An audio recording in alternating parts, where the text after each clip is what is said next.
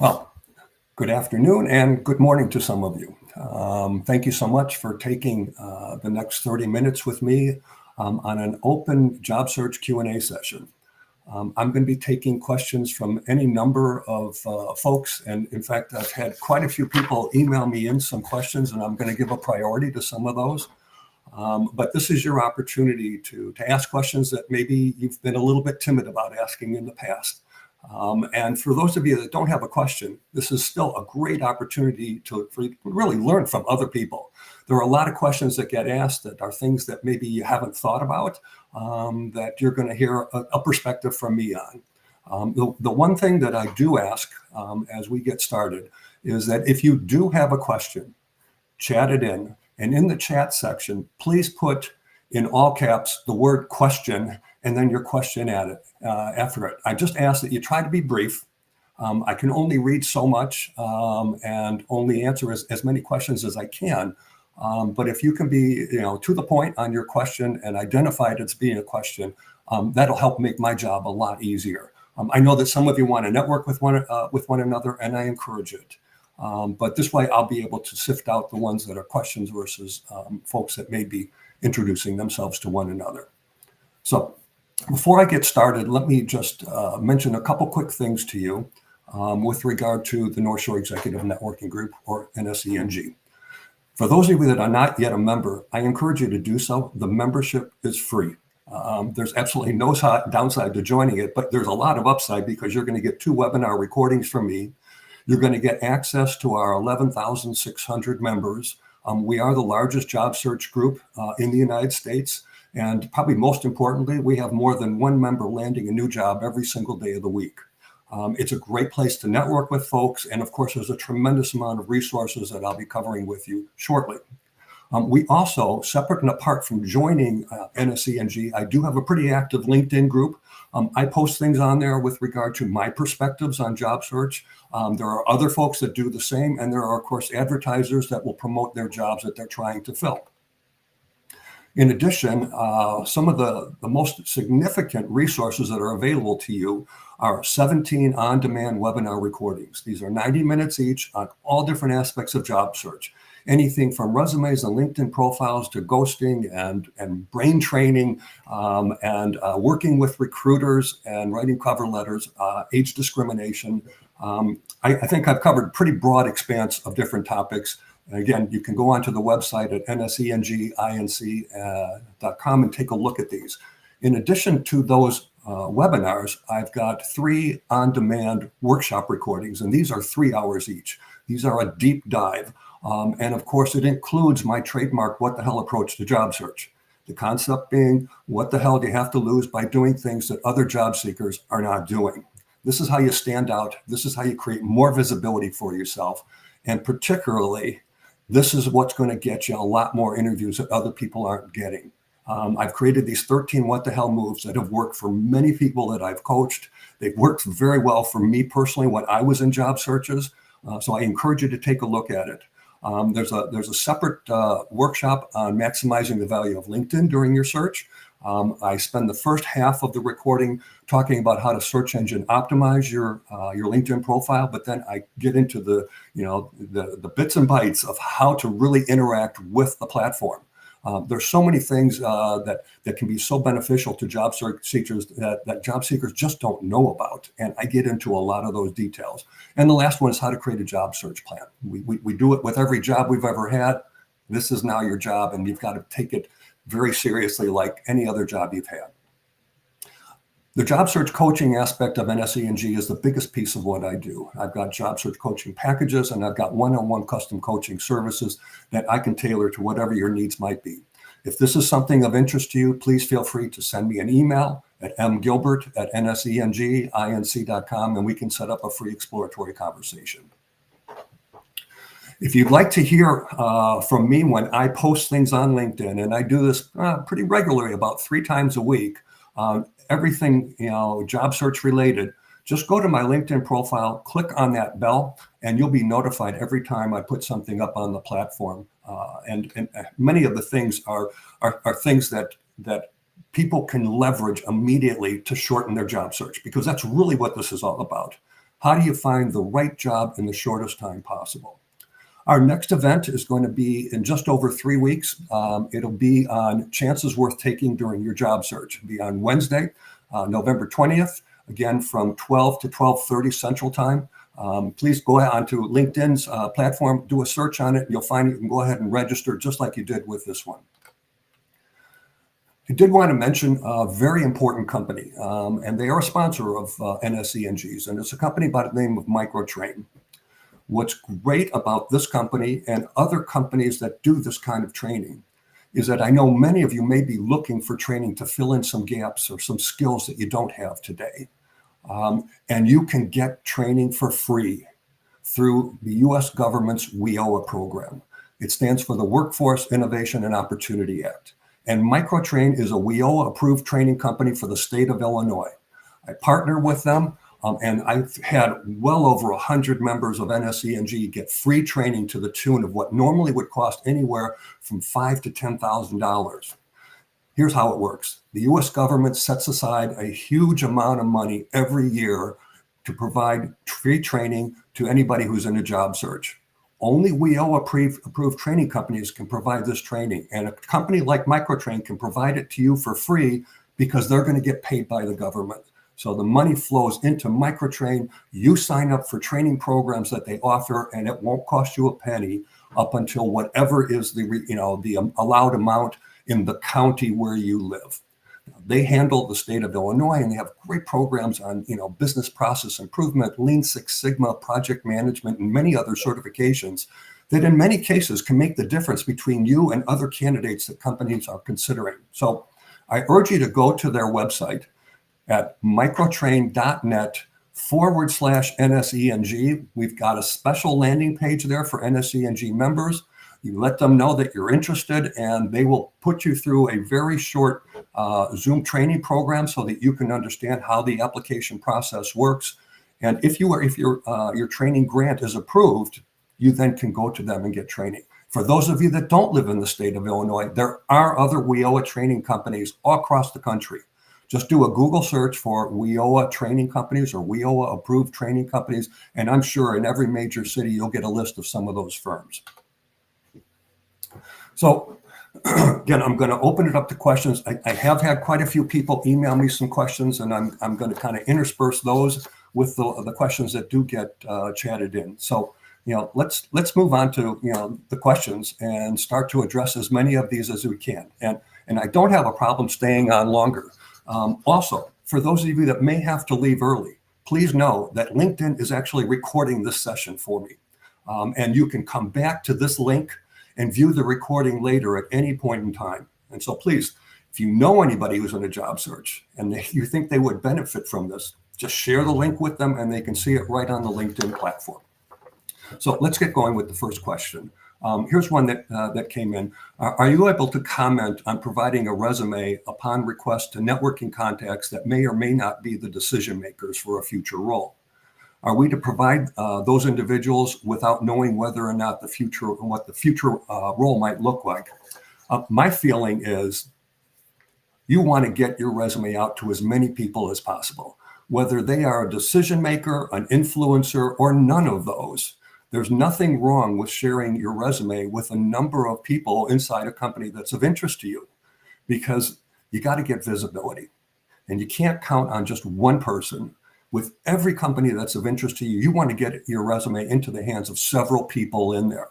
And another interesting thing is the viral nature of marketing today. Okay, and you are all marketers right now when you're in a job search. It's the single most important skill in a job search, because the job search involves positioning, packaging, messaging, and targeting. But when you get your resume in the hands of several people inside a company, and even if they don't have a job that's of interest to you, guess what? They may have a friend, a neighbor, a relative who is looking for somebody with that finance background, that operations discipline, that marketing skill. And it's so easy for them to just pass your email that you've sent with them along with your resume onto several other people. This is the power of marketing in the digital world today. So absolutely don't hold back. Here's another question that was emailed in. I have a target company list and have begun reaching out to my first degree connections on LinkedIn for second degree networking introductions. And that's great. That's the way to do this. How many introductions might be a reasonable amount to ask of those first degree connections for introductions? And my feeling is, don't ask for too few. Don't ask for too few. If you can, and you can see, you can do filtered searches on people's LinkedIn connections by using the connections of filtering process, which is a great feature that many people don't know about. But my feeling is, if you have found 3, 4, 5, 6, or 7 people that somebody is connected to, who knows somebody who's working in a firm of interest to you, I would take screenshots of the profile of each one of those people, just their picture, their name, their title, and send those along in a Word document to an individual that is a potential networking contact who can maybe introduce you to these folks, and just say, I'm interested in talking with the following 6 people. Do you happen to know any of them well enough to make a potential introduction? If so, I'd be happy to send you an email indicating why I'd like to have a conversation with them. And all you have to do is put a sentence on top of it and forward it on to the individual that I'm trying to get in contact with. You've now made it easy for your network to say yes, because you're not asking them to do a lot of heavy lifting. We all have time, 2 minutes maybe, to put a one-liner on top of an email that I've received from you and forward it on to 2 people, 3 people. But if you only ask for 1 or 2, the chances of them having that relationship that's tight enough to make an introduction is potentially going to diminish the opportunities that might be sitting in front of you. Here's another question that was sent in. How do you find the hiring manager if it's not listed in the job posting? And this is where LinkedIn plays a huge role. You can find almost anybody on LinkedIn, but the people that have more LinkedIn connections will always be able to find more people, because the second degree connections have so much value and power. I joined LinkedIn very early on, back in 2004. I sit on 30,000 LinkedIn connections, and I can tell you with complete honesty that I probably don't know and never will meet 27,000 of those people. But that's okay, because every one of them brings value to me.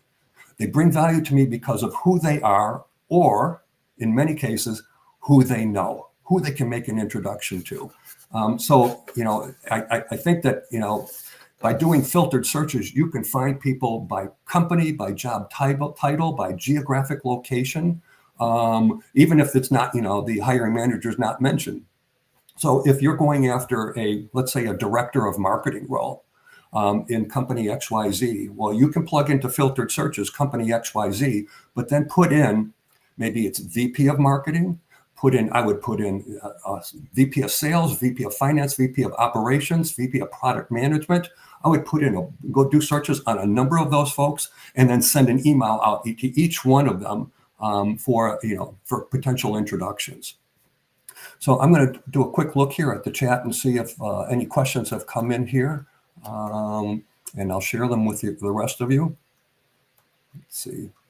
Okay, here's a question that was sent in. I wanted an informational interview from some second degree contacts in a company. The problem is there was also a job there that I am applying for as well, either now or very soon, before that opportunity disappears. What's the best way to handle this?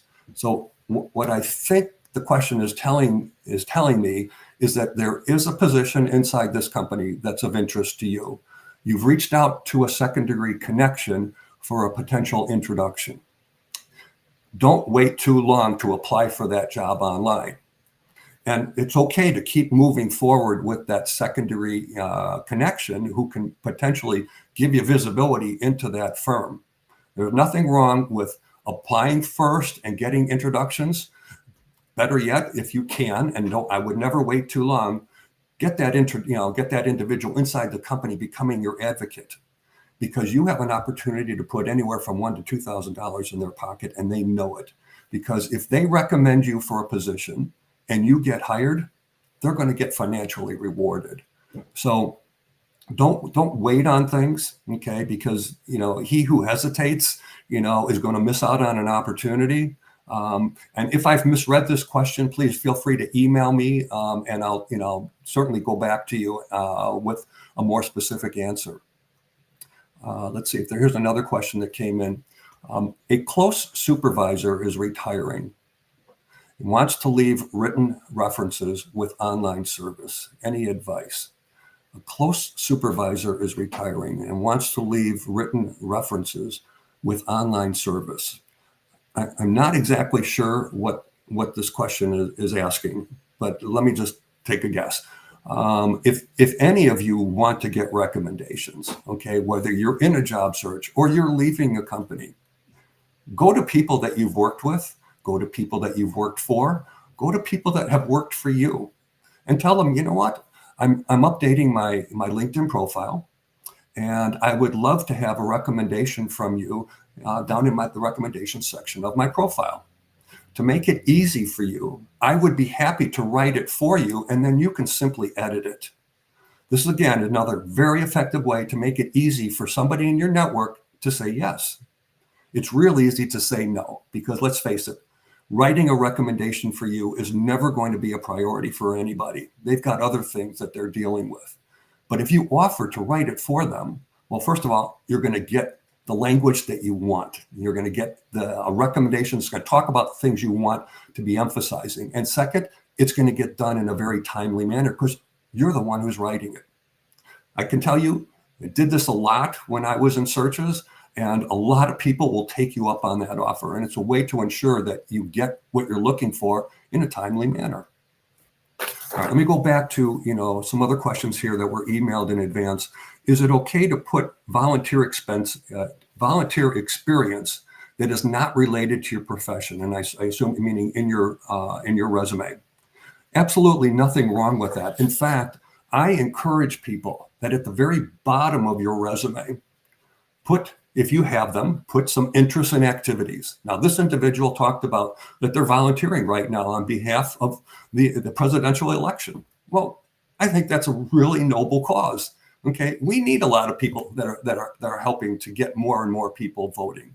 But I'm sure that's not the only thing that you have either volunteered for, or it's probably not the only organization that you've been involved with that involved either charitable causes or some of the things that you do outside of your professional work life, whether it's hiking, biking, traveling, photography. This is important because the likability factor is really, really interesting in how it works, particularly during interviews. And when people see something at the bottom of your resume that resonates with them, that they can connect with on a personal level, you become a more likable candidate. And the fact is we tend to hire people that we like. And if we have people that have interests that are similar to ours, and we're in a position to influence the hiring decision, well, that individual is going to have a leg up on some of their competition.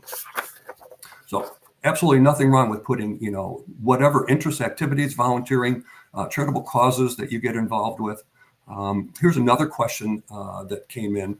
Do you know of any good free websites that can check your resume's applicant tracking system score? And I'm going to recommend two. One is JobScan, JOBSCAN.co, not .com, JobScan.co. The second one is my sponsor, microtrain.net, microtrain.net.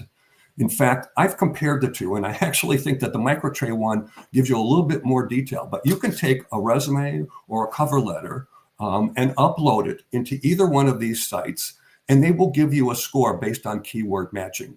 Okay. Now, what I don't want anybody to do is to spend endless hours trying to raise their score. And I hear about this a lot with people who go into JobScan, for example.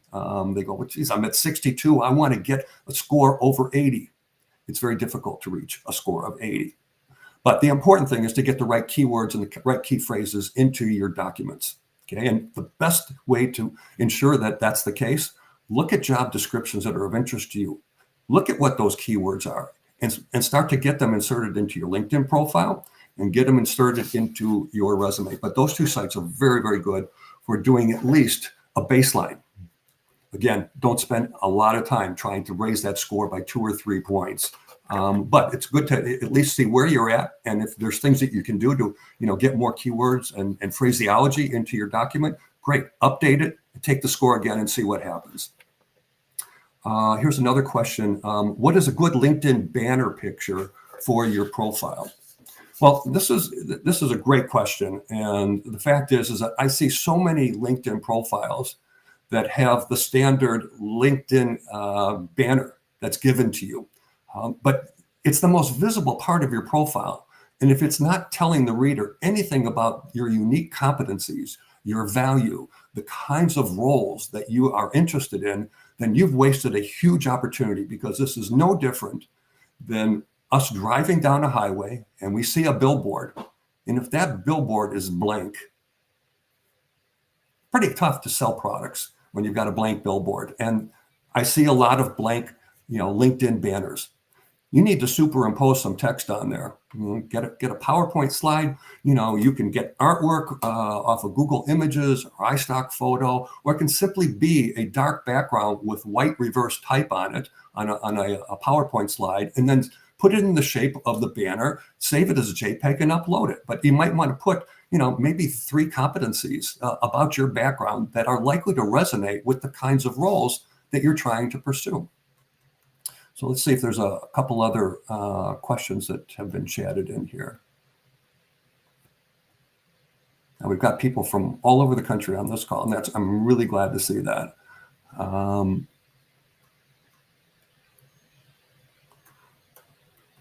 right, I'll come back to it. So again, if you've got questions, just put the word question, and I'll take a look and try to get it into our conversation today.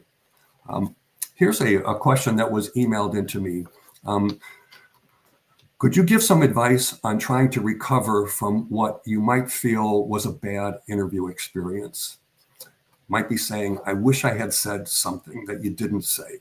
Okay. Or another way of putting it, asking this question, it could be, how much can I stuff into an interview? So one of the important things with really becoming a good interviewer is confidence and preparation. And you can tackle both of those by looking at a job description, grabbing an Excel spreadsheet. In the left-hand column, list out the 7, 8, or 10 key requirements of the job. Don't worry about the qualifications at the bottom. You know whether or not you meet those. But grab the most important requirements of the job, and in the column alongside each one of them, put enough verbiage that reminds you of a story you're going to tell. Because one of the keys to really good interviewing is being a great storyteller. And the fact is that stories help convince people that you can do exactly what you say you can do. It's not enough to say, I've got 20 years of experience in digital marketing, or I've got 10 years in financial planning and analysis. People want to hear examples, because that's the proof behind the claims that you make. So I urge you to just go through this simple exercise. It's great for cover letters. It's great for your resume. It's especially effective in interviews. And so if you've had a bad interview and you're concerned that maybe you've been eliminated, follow it up very quickly with an email to all of the people that you've interviewed with, and do exactly what I've just explained. Take 3 or 4 of the most important requirements, highlight them in an email back to them, and under each one, put a bullet point that very briefly explains something you've done in your background that addresses those 3 or 4 most important requirements. I just wanted to follow up on the email that we had on Wednesday. I'm very interested in the position, and I just wanted to reiterate some of the things from my background that I think make me a very strong candidate. Boom, boom, boom, boom. 4 of them. Great. I look forward to hearing back from you, and hope I'll have an opportunity for further conversations as you move forward in the process. Not difficult to write, but can be very effective in getting you further along in the process. The fact is that most resumes only get 6 to 10 seconds of read time.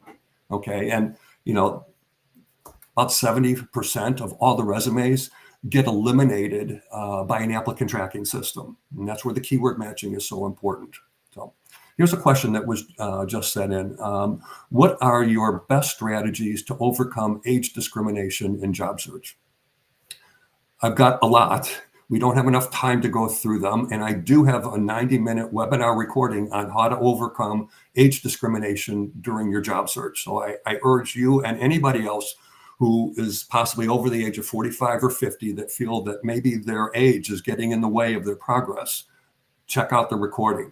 But a couple quick ones are having the great stories, because one of the advantages, and it's not unusual for somebody in their 50s competing against somebody in their 30s. That person could be 10, 20 or more years younger than you.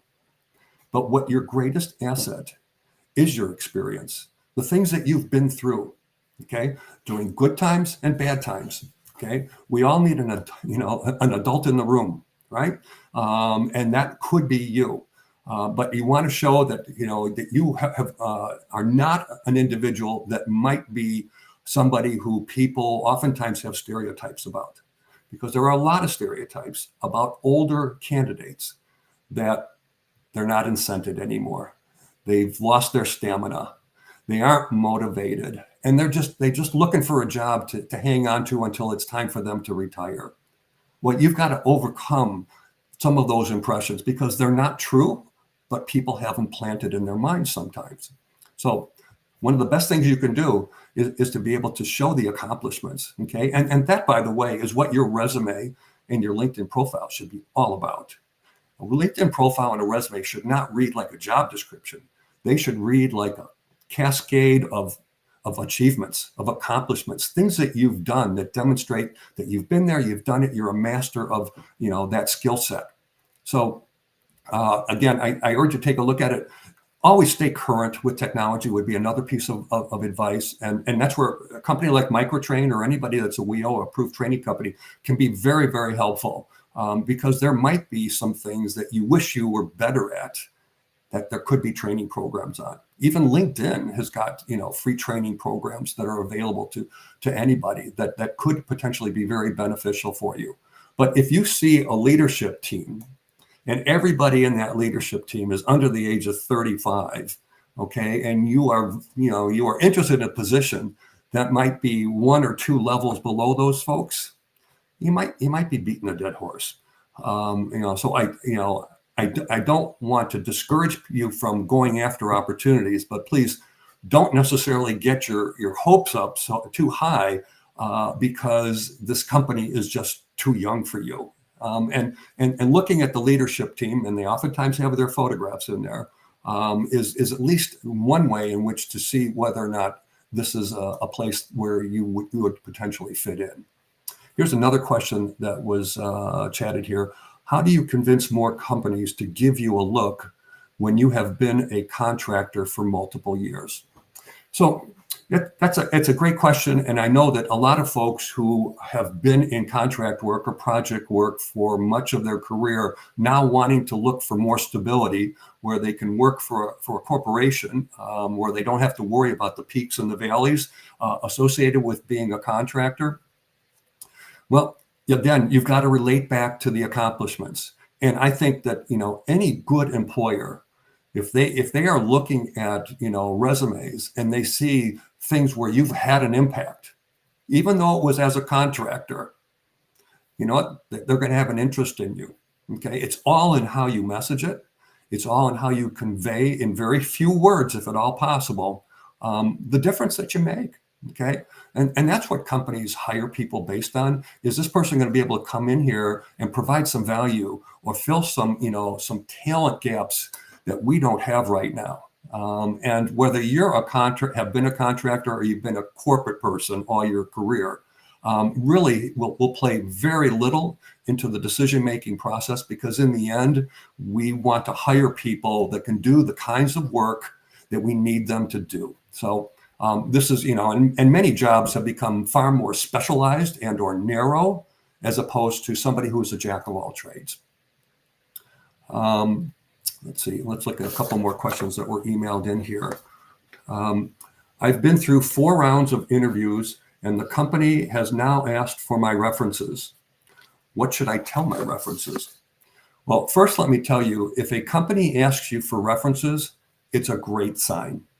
No company should ever ask for your references unless they plan to make you a job offer, really. Because references typically are going to be very positive. But what's important is that your references speak to the topics that are germane to the very job that you're trying to get.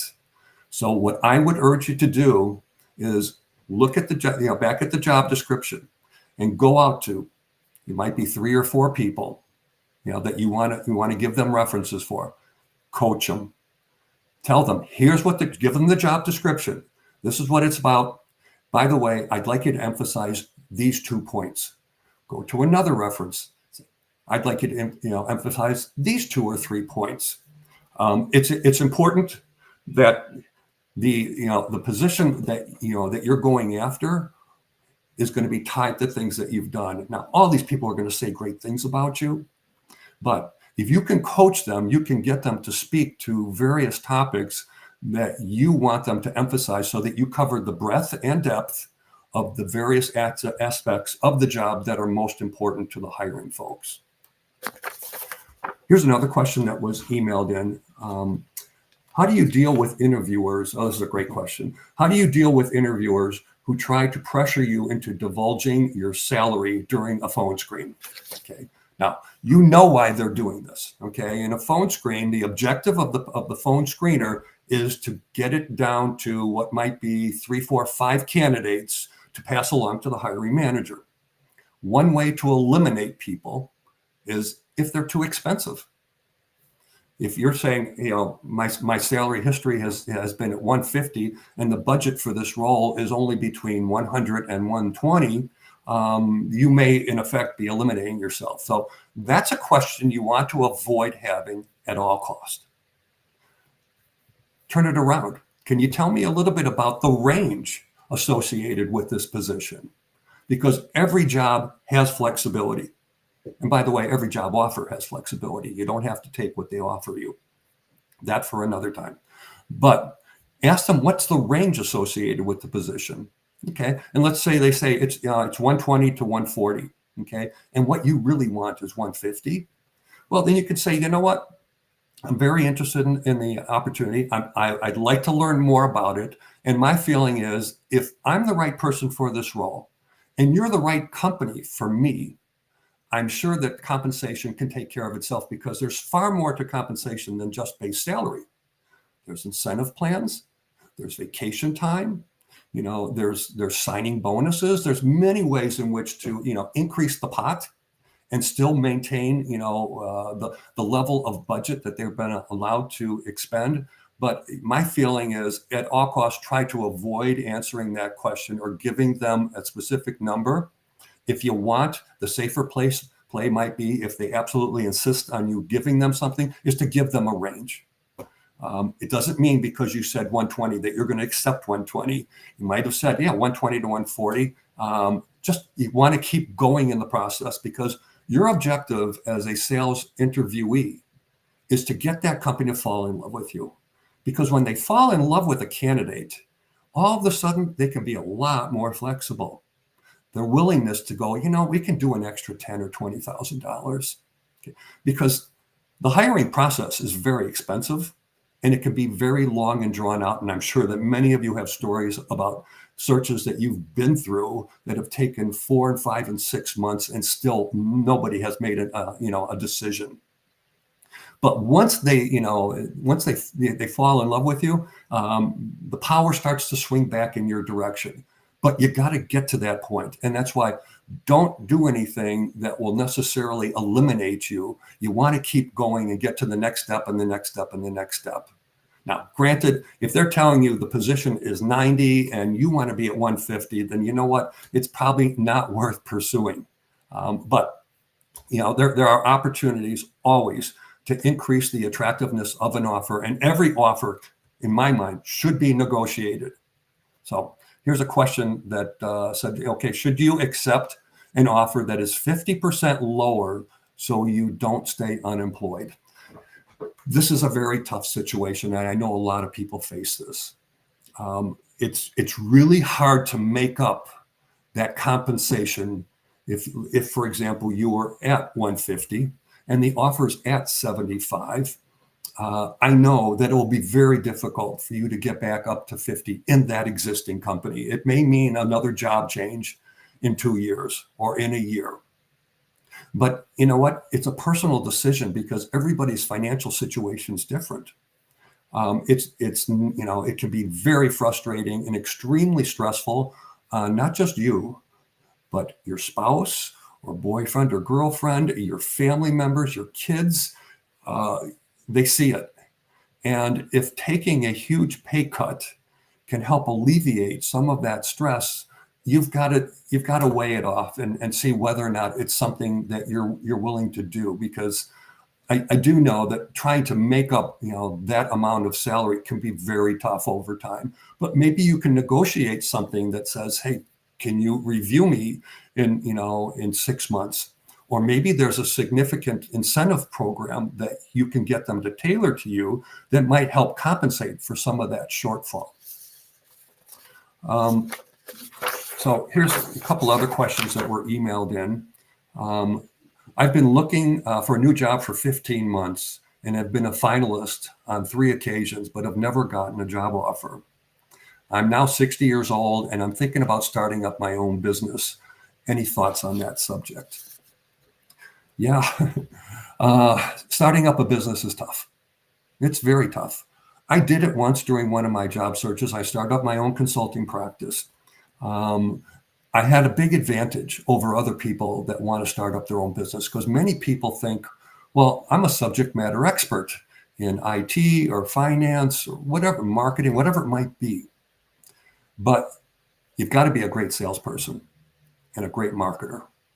Because just because you are very strong at the skill that you possess doesn't mean that clients are going to start flocking to you.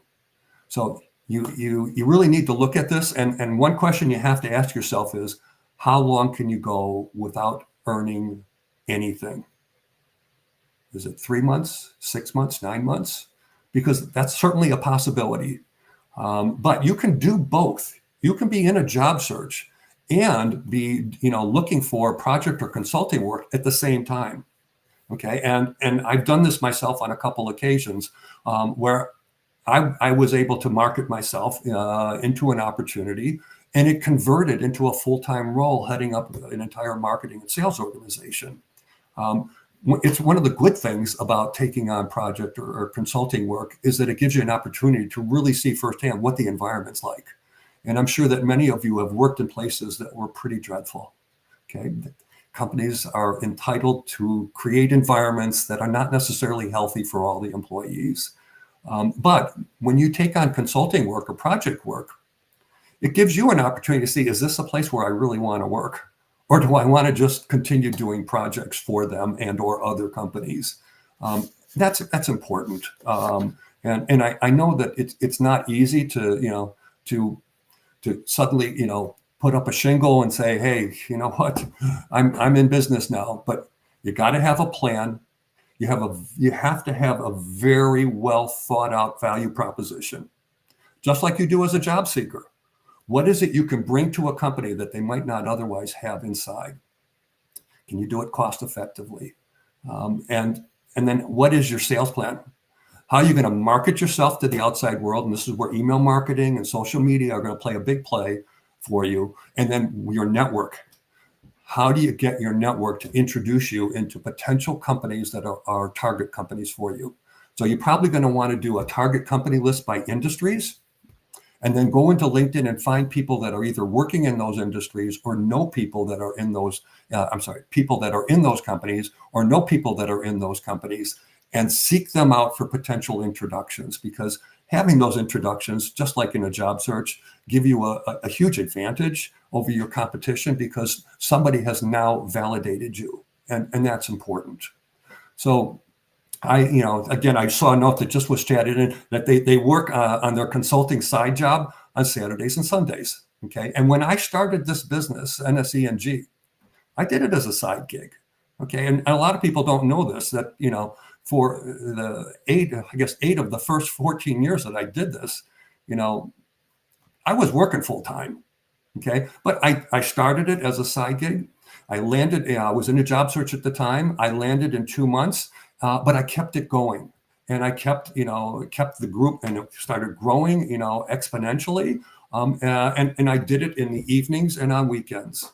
Today we've got over 11,500 members. We've got, 3 new people joining every day. We've got more than one person landing a job every day. And, the fact is that, I was initially doing this as sort of a 10 to 15 hours a week kind of exercise. And then ultimately I decided to leave the corporate world to dedicate all my time to this. So there's nothing wrong with having a side gig. It helps reduce some of the potential risk when you go all in. Because when you go all in and spend all your time on trying to develop your own business, it means you're not necessarily, spending enough time on your job search. But you can, in fact, do both, and happy to discuss it with anybody who might be interested in talking about it. So, I just want to mention a couple quick things before we part company here. A quick reminder, the next upcoming event is on Wednesday, November 20th. It's going to be me presenting for 30 minutes on chances worth taking in your job search. Check out, in fact, I've already posted it on LinkedIn, and just like this, the live event will get recorded. And if you can't make it, you can always go back to the link to view the recording. If you're considering the possibility of working with a coach, please feel free to email me at mgilbert@nsenginc.com, and we can have a free exploratory conversation. And by all means, if you've not yet joined NSENG, please do so. There's no cost associated with it. You're going to get 2 free webinars, your own My NSENG webpage, and I've got a lot of radio, TV, and podcast interviews in there as well. Check out the library of webinars and workshop recordings. The fact is that we've got great people in this organization. I can't say enough about the talent. They are all in the same boat as you. Now, we've got 3,000 of these members that have landed great jobs, but there's always new people coming in. Don't hesitate to leverage the LinkedIn group. Introduce yourself into folks. I tell people, you can increase the number of LinkedIn connections you have by 50 within 50 minutes by just simply connecting with people in our LinkedIn group. So again, thanks so much for taking a part of your day to join us. I really appreciate your effort to always be looking for new ways in which to improve your search. I wish you all the best in your search, and please don't hesitate to reach out to me or others in the organization to help you shorten the time it's going to take to land your next career opportunity. All the best to you.